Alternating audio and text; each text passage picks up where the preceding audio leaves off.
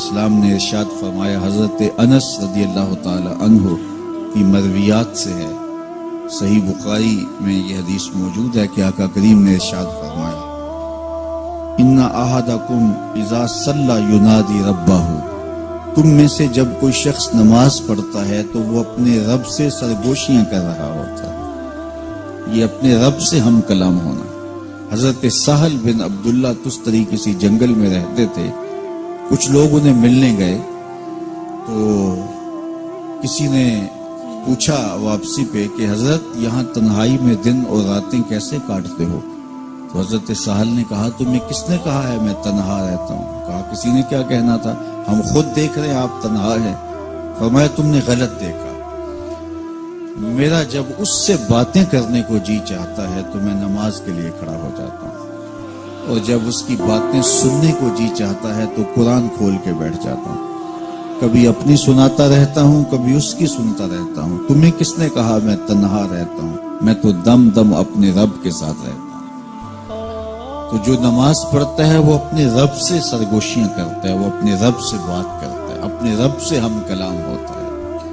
تو خوش نصیب لوگ جنہیں 5 گانا نماز نصیب ہوتی ہے، اور پھر اگر اس کے آداب کی رعایت کے ساتھ نصیب ہو، نماز پڑھنے کا جو انداز ہے وہ نصیب ہو جائے، جیسا کہ حدیث احسان میں ہے، جبریل امین نے حضور سے کچھ سوال کیے تھے، ان میں سے ایک سوال تھا، حضور احسان کیا ہے؟ تو فرمایا تو اپنے رب کی عبادت اس طرح کرے کأنک تراہ، گویا تو اسے دیکھ رہا ہے، یہ تیری کیفیت ہو کہ تو اپنے رب کا دیدار کر رہا ہے۔ اللہ اکبر۔ حضرت سیدنا علی المرتضی رضی اللہ تعالی عنہ سے کسی نے پوچھا کہ جس رب کی عبادت کرتے ہو کبھی اس کو دیکھا بھی ہے، کبھی اس کیفیت سے بھی گزرے ہو؟ تو فرمایا لم اعبد ربا لم اراہ، جب تک دیکھتا نہیں سجدہ ہی نہیں کرتا۔ تو اپنے رب کی عبادت ایسے کرو کہ تم گویا اسے دیکھ رہے ہو، اور اگر یہ کیفیت تمہاری پیدا نہیں ہوتی تو کم از کم اس کیفیت میں آؤ کہ تمہارا رب تمہیں دیکھ رہا ہے۔ اور یہ تصور بھی کون سا کم ہے کہ میرا مالک مجھے محبت کی نگاہ سے دیکھ رہا ہے، اس تصور میں سرشاری طاری ہو جاتی ہے کہ میرا مالک مجھے دیکھ رہا ہے۔ تو وہ انتہائی کیفیت ہے کہ اپنے رب کی عبادت اس طرح کرو کہ گویا تم اسے دیکھ رہے، اور اگر وہ کیفیت طاری نہیں ہوتی تو اس کیفیت میں ڈوب جاؤ کہ وہ تمہیں دیکھ رہا ہے۔ اگر یہ کیفیت بھی نصیب ہو جائے تو نماز کی لذت نصیب ہو جائے، نماز کا سرور نصیب ہو جائے، نماز کا حظ پیدا ہو جائے۔ اللہ اکبر۔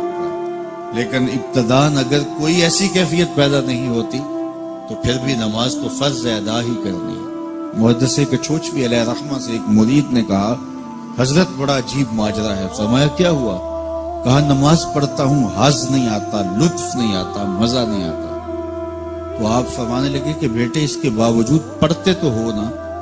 اس نے کہا جی وہ تو اللہ کا حکم ہے، وہ تو پڑھتا ہی ہوں۔ تو حضرت جھومنے لگے، کہا واہ واہ، تم لطف کے بندے نہیں رب کے بندے ہو، تمہیں مزہ نہیں آتا پھر بھی پڑھتے ہو۔ تو سرور آئے یا نہ آئے، بعض لوگ کہتے ہیں وسوسے تنگ کرتے ہیں، خیالات آتے ہیں، سوچ یکجا نہیں رہتی، لطف نہیں آتا، حظ نہیں ملتا۔ یہاں کنڈا کھڑکاتے رہو کبھی تو در کھلے گا، دستک دیتے رہو تو کبھی تو گھر والا آواز دے گا، کیوں کھڑے ہو؟ تو آواز لگاتے رہو، چوکھٹ پہ کھڑے رہو، صبح و شام سجدے کرتے رہو، کبھی تو در کشادہ ہوگا، کبھی تو رحمت کا بوہا کھلے گا، کبھی تو آواز آئے گی میرے بندے باہر ہی کھڑا ہے اندر آ جا، میری رحمتیں تیرا استقبال کرنے کے لیے کھڑی ہیں۔ تو پکارو تو صحیح، اس کو آواز تو دو۔